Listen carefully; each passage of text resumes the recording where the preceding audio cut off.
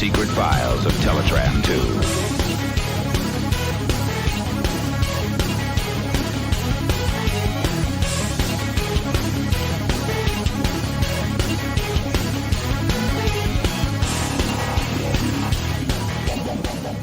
Ladies and gentlemen, it's the Files of Teletraan 2, and this is Beast Wars Week!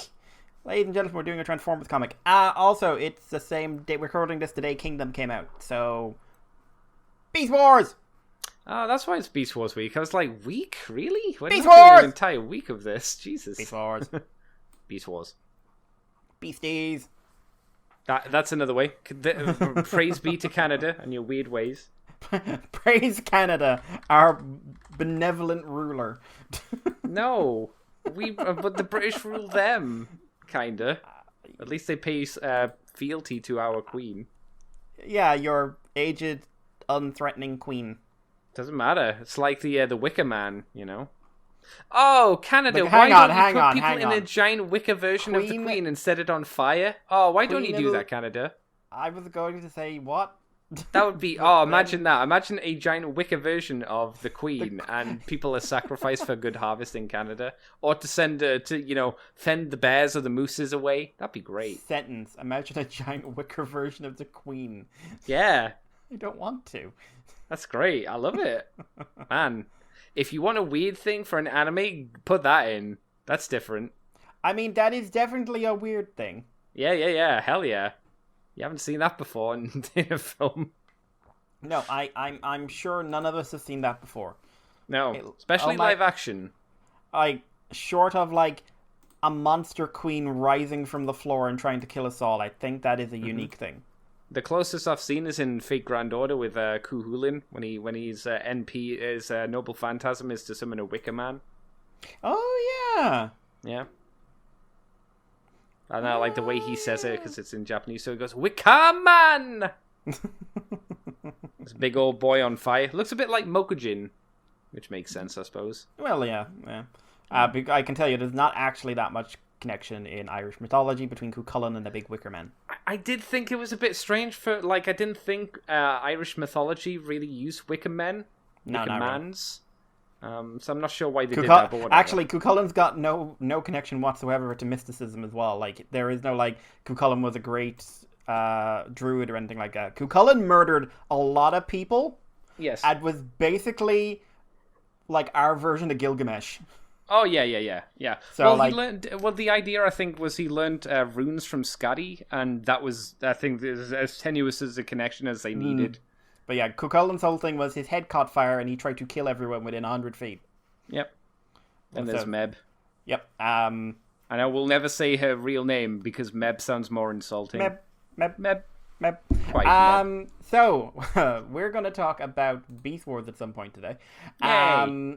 And after that, in the Patreon section, we are doing a comic I'm sure Andy has no interest in talking about.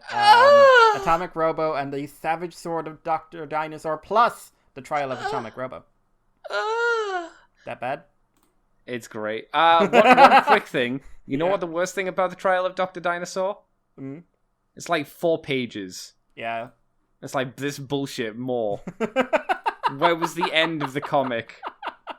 Someone got me halfway there and then turned off the porn and said no more. And I went, but I'm nearly there.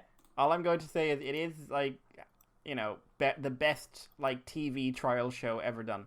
Oh yeah, totally. Yep. But yeah, so Beast Wars, we are covering the entirety of Volume 1. As I was reading it as it came out, I thought this is kind of like all those Ghostbusters things where we were like, okay, this isn't really good for single issues. So we are going to review Savage Landing.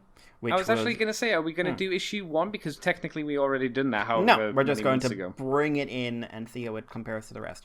Alright, cool. But, and then we're going to talk Atomic Robo. So, Eric Burnham wrote this one with art by Josh Bertram, letters by Jake Wood, edited by David Mariotti, Tom Walton, Riley Farmer. Of course, this is based on the Beast Wars series, the first full Beast Wars reboot.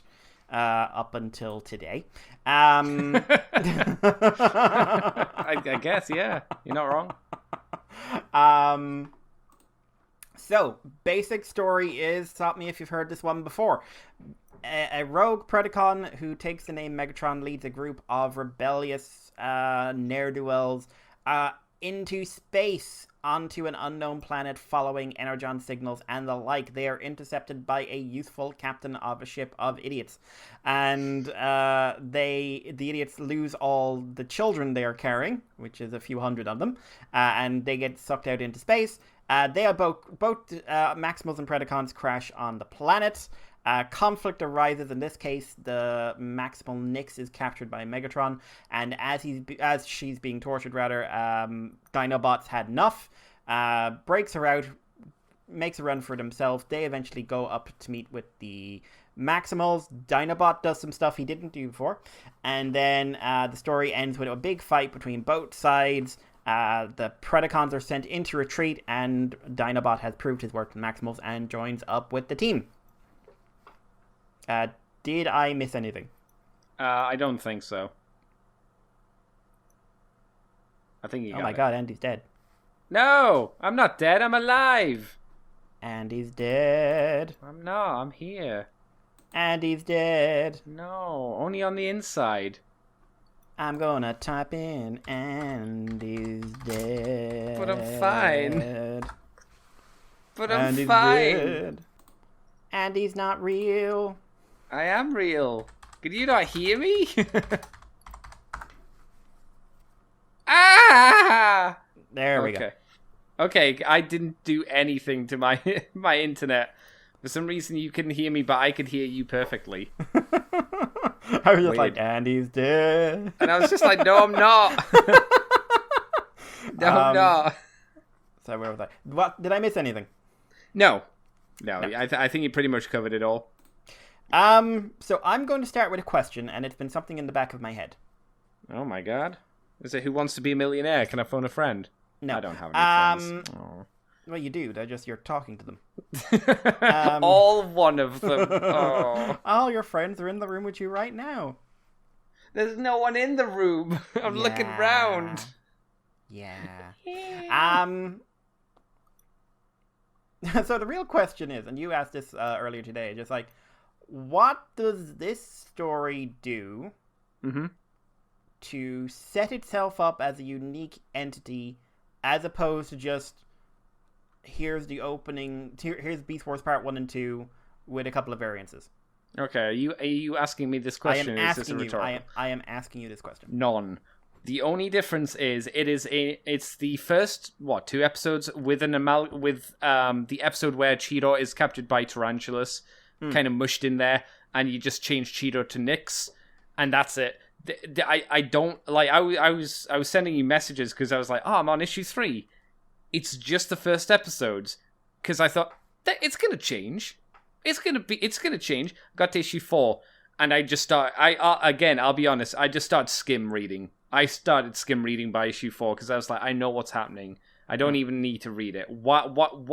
Who is this comic for? Who's it for? It's weird. It's very weird. I like here's the thing. I like the writing. I actually like how Eric writes the characters. I think he has a good handle on them. Like, I think he's added a bit more menace to Megatron, like open menace. Dinobot's not as savage as he was. Primal's younger. And like Nyx is basically taken on Cheetor's personality. But so who's Cheetor? Not Cheetor's defined just yet. there. Cheetor's just there at the moment. Cheetor and Rhinox is like, Cheetor's the odd man out, really, isn't he? I would say the turtle girl as well in the Predators. Scold, they add a little bit, like, she's clearly shy. Yeah, but that's about it because she has nothing to do. Yeah, so like the original Beast Wars episodes, they have a large cast they haven't had time to do everything with. Yep. But like, narratively, this is clearly meant to draw in people with, like, you're familiar with this, we're setting it up, we're adding a few little differences here and there, and then we're going to... I don't know what the differences are, really, though. Yeah, but like I said, like, Dinobot's less savage would kind of be the big one. I mean, that I don't think, like, this first arc, because it's so similar to the intro of Beast Wars, that the minor differences in the characters, which some people might not even notice, I didn't really notice it that much, because, like I said, I was skim reading, Yeah. I'm not sure that's going to be enough to be like, okay, unless, like, if I was just coming in fresh and I didn't have to review, I don't think this would be like, okay, Andy, this is time to get on to Beast Wars, because there's nothing different about it. Unlike, I mean, it had its problems, but the IDW stuff that Beast Wars had... The Gathering, I remember That's it, The Gathering. It was a weird setting where it took place at the exact same time as the Beast Wars stuff, but it was somehow out of time. So this extra war was happening at the exact time that the Beast Wars stuff was going on at the same time, but within a completely different crew. A bit dumb, but it was different people. It was a different thing. Stuff happened that you had no idea about. That made sense why people would be interested in that who knew Beast Wars. This is, like I say, it's just Beast Wars. It's not even a massive divergence. It's just Beast Wars. Yeah, it's a strange one. Like, I could see the logic, just like, okay, ease them in with this, and then after this you start diverging, but one of the next issues about Black Arachnia, which is like, okay, we're already onto there. Like, I know Razor Beast is coming in. Okay, so that might be... Well, I guess with Razor Beast, is Razor Beast just going to be... He's a protoform that we got from space. He's a protoform. I think he's taking over Tigertron's role. Oh, okay, so... Okay, so it's not really... But, like, I don't know if it's going to be, like... Is he going to be, like, a massive asshole and, like, punch Primal in the dick? I don't know. Such a strange concept. It's weird, because, like they said, like, this was the first time anyone's tried to reboot, and this is very cautious. I'd be very tentative calling it a reboot, because it doesn't feel like a reboot at all. Yeah, like they do something like the Vocker there all of a sudden. That is new. And like I said, Primal's youth is a lot more present than it was in the original show. But yes, I would say he feels more like Cheetor from Beast Machines. Like I would say animated Prime. That works too. Yeah. But like, so I'm not, like I said, I actually like Burnham's writing style. Like, he writes character well, in my opinion. It's just like the characters he's writing, he's not doing much with beyond writing what everyone already knows. I was thinking today, the different G1 reboots, like many tread on very similar soil. Sure. But like there's always something there that's different. Yeah, like the Asian series. It's a war on Earth, but it's not like, the Autobots and Decepticons were in a coma effectively and then just woke up. It's no, they've been on Earth for a long time. They've been in hiding, and we're going in from the human perspective of, oh shit, there's these robots that are in hiding, and shit's just kind of gone crazy. Like, something I was thinking, like, as well, like Dreamwave. Say what you want about it, like, and I do frequently, but like they had it. Like, their opening was, what if the G1 cartoon happened, but like we thought the Autobots died.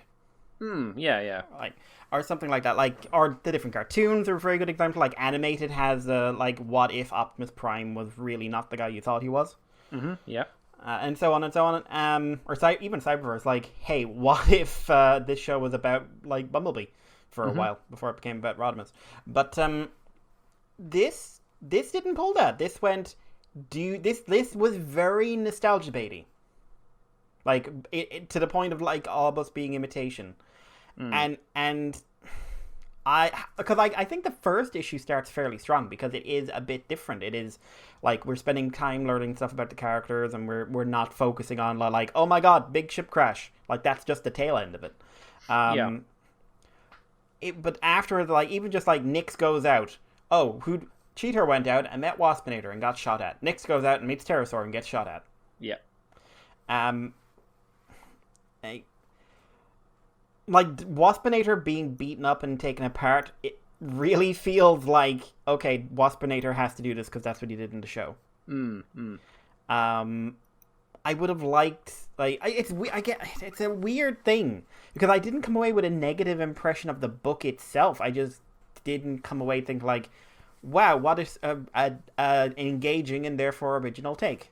Yeah, I wouldn't say my take is negative, more so confusion and just I don't understand who this is meant to be for, because like I say, if you're a fan of Beast Wars, you're more than likely the target audience for this, but if you are a fan of Beast Wars, you're not getting anything from this. This isn't bringing in anything new to the table. at all, apart from two new characters who don't really do anything. At least anything different. Because I would have thought, like, if they're going to do the intro for all Beast Wars, these two new characters would have some kind of significant impact on, I don't know, the story, you know, with decisions made, the fight sequences, but they add absolutely nothing to the story, apart from, obviously, Nick's taking Cheeto's spot and shoving him to the background. Something else could have been done. You mentioned that the Vok are shown. I'm kind of disappointed that the Vok are shown and they basically explain what they're doing. It takes away, like, do you remember the mystery of what the Vok were doing? That was very compelling. That was very interesting. And here they just kind of state, oh, we're doing an experiment. Should we destroy them? No, let's see how it goes. It's like, Also, the fact they show up that must have been very strange for people who are, like, any new readers. Of like, showed up, leaves. We never see them again for the rest of the volume. Yeah, it's just in issue 2 where they pop up. They're just there to, again, I think more of a reference to people that know Beast Wars, and they're like, oh, did the Vok have anything to do with their intro? Why didn't the Vok get rid of them at the start? Well, here's the reason why, because they already talked about it, and they voted that they weren't gonna. Where it's more of a thing that, again, maybe the idea is, as we go along, the Vok will have a greater impact, and that's where the change will come from, because, I don't know, maybe you could say that Vok are outside of the time and they know what's going to happen, so they're going to change it. That's maybe another point you could have gone to. Yeah, I mean, or like that weird tiger thing, was that significant, or just to say like, oh, this probably isn't Earth? But which tiger thing? Sorry, the one that jumped Nyx and then like Dinobot murdered it. Oh, okay, yeah.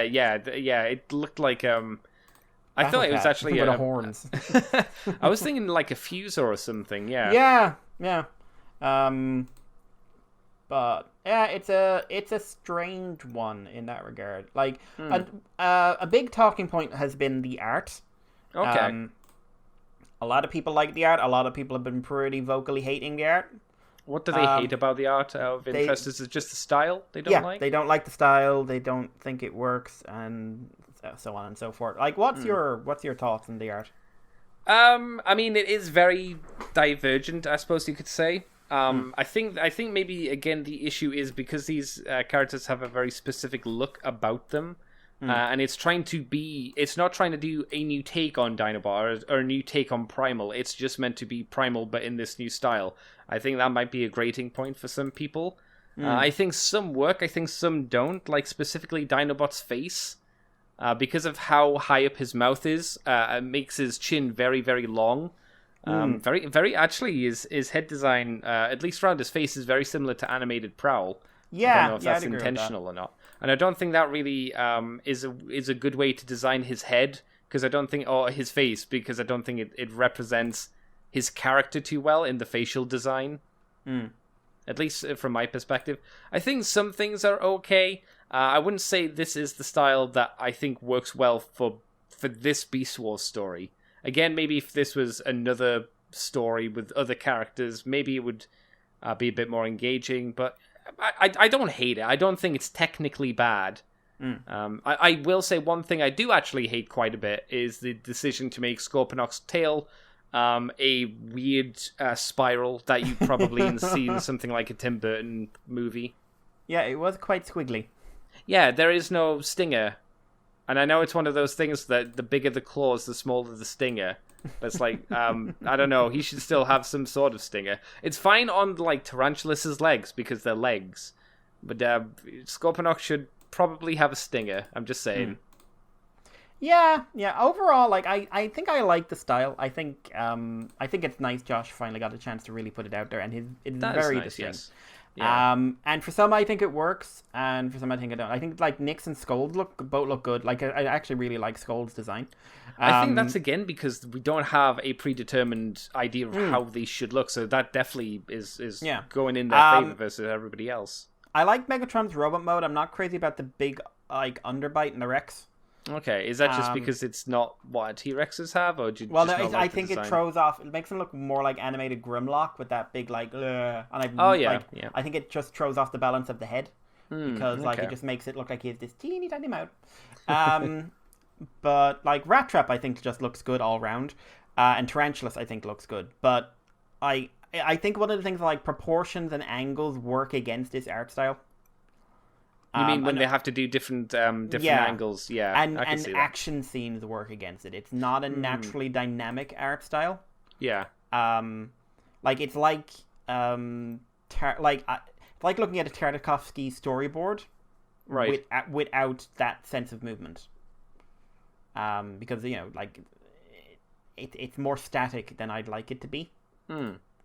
I think the coloring is pretty solid for what it like. I don't think like the more like Joanne style coloring or anything would have suited this, or like Josh Perez.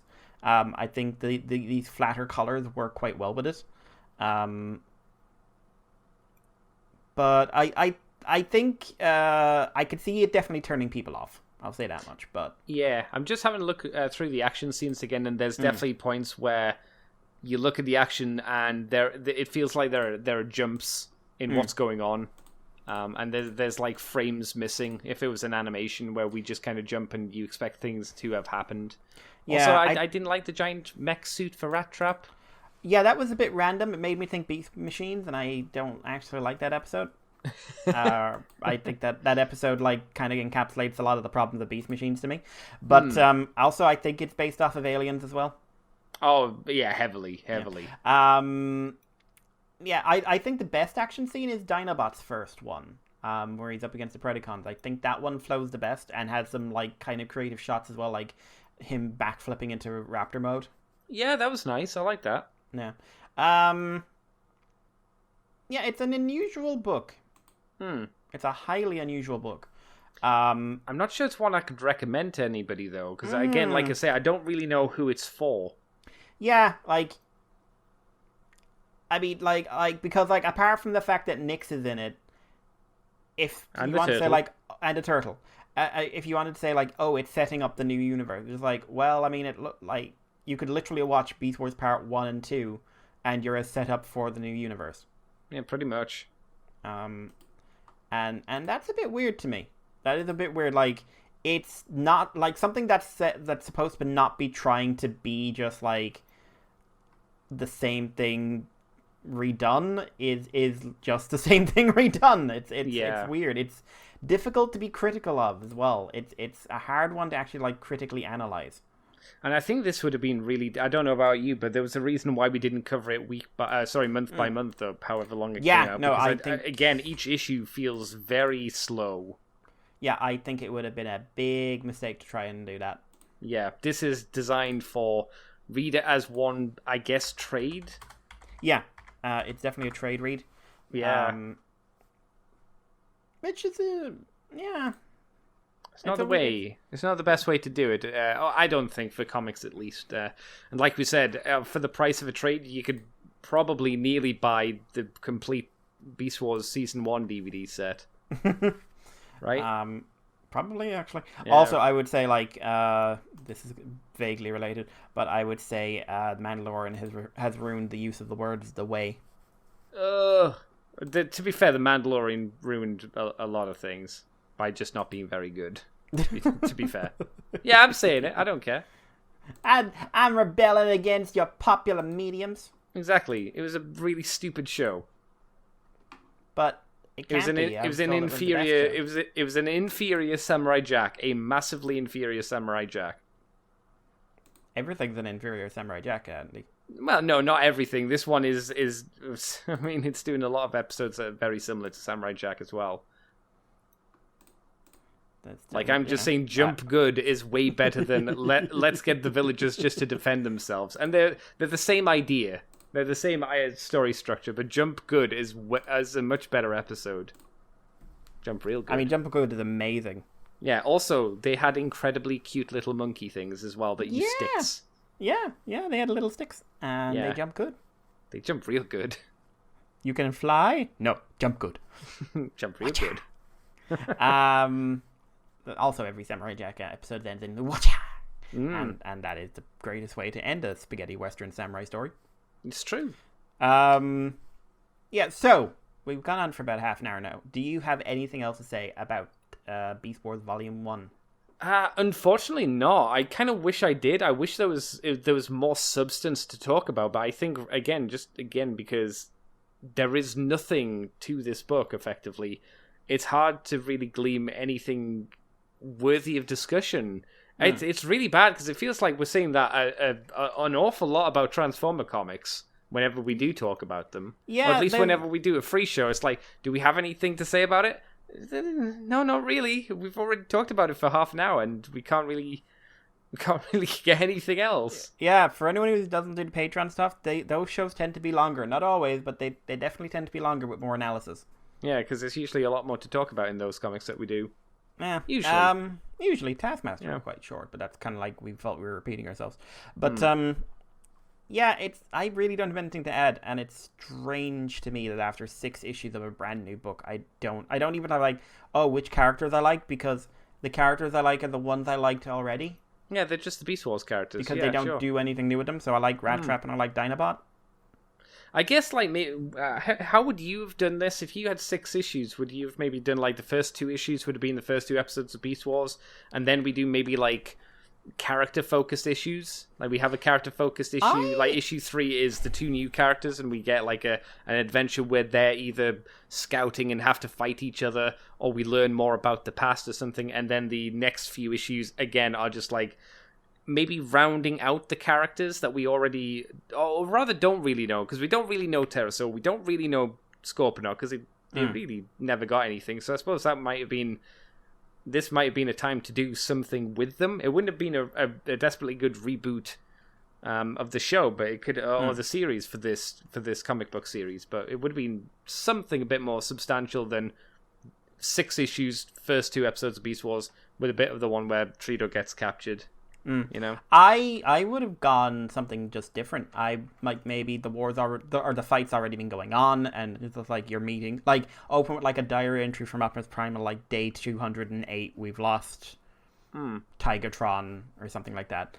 Or I would have gone with a different time setting, maybe where you could bring in human characters or some new focal point character, or like even an alien, doesn't have to be human, who could be like the POV character, for a start at least, or like I maybe would have started with a smaller cast and then built, like you could have started on Cybertron for a while, and like how did Megatron recruit his team? Like why is Optimus Primal being picked for this job? Like maybe like, okay, how did Optimus Primal become captain of a ship if he's this green? Yeah, like that kind of stuff. Like, you don't have to leap straight. Like, it's ironically what the current ongoing did, which was, like, set everything up, except, like, I wouldn't drag it out for 2 years.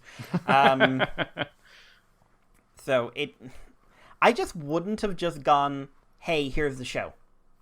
No. And as much as I get a giggle from it, sticking a rubber ducky does not make a good issue. No. It's fun. But nostalgia bait, I've really fallen out of love with it.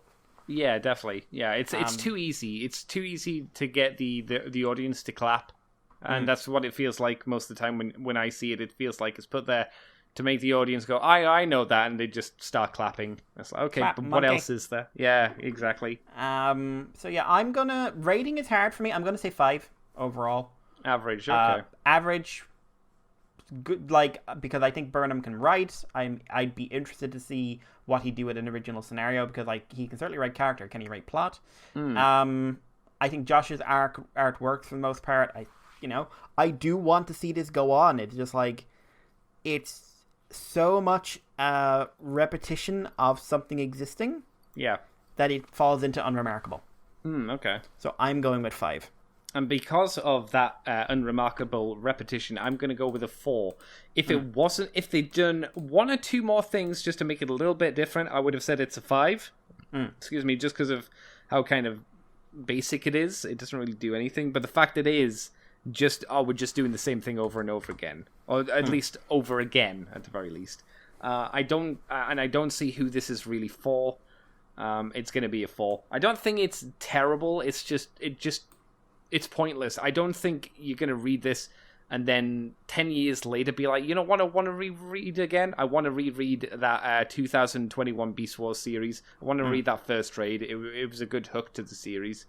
I guess the only thing that'll change that is if, like, the next few trades are amazingly different, and this was it's like a season 1 of a sci-fi show. It's the bad bit that you get through to get to the really good stuff.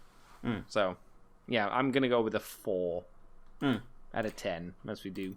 Yep, that seems fair. In which case, we will wrap up the main show. It's another quickish one, but again, really don't have that much to say on this one.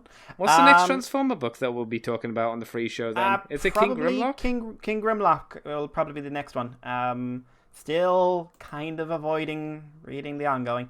But like as we work back into Transformers a bit, like there's more coming out. Another question: how many issues is King Grimlock, and how long until it's done? It's 4 or 5. Okay. Starts in a couple of weeks. Oh, so it hasn't even started yet. Okay, so preview pages are out. So right, we're a long way from talking about it then. Depends. It could be like I don't know if that first issue's got plenty to dissect. I'd be happy to do it issue by issue again. I'm just thinking about IDW release schedule. No, wait. IDW release schedule. It will like finish in 2025, about a year after IDW loses the license. Maybe. So, guys, we will wrap that up there. If you want to send us any feedback, or if you want to make any comic suggestions or anything like that, we're always happy to get them. Moonbase2@gmail.com if you want to listen to the extended thing where we talk about Atomic Robo and other comics at the moment. The Patreon is $2 a month, and you'll get that, and extended episodes, or you'll get interviews and the Patreon exclusive show, and lots of other stuff that we either don't release or release early on there. And yeah, if you want to contact me, it's Irish Paleo. Andy, what about you? Find me on Twitter, CCTFW, YouTube is Cobra Commander TFW, and you can head over to twitter.com twitch.com CCTFW if you want to watch me do some streaming and whatnot. We can talk about nanomachines, son. Yeah, Nanomachine, son. Guys, take care, and just know my YouTube subscription list just exploded with a bunch of videos saying, have Noel and Flair broken up? Oh my god, have they? Oh my, don't think so. But also, it's their lives, so their business. No, it's not. It's our business, Mikey. Listen, drama, fake drama. Mm. Anyway, guys, take care. If you understand the context of what I just said, fair play. And if not, you haven't been paying attention. We will talk to you all next month. Bye-bye.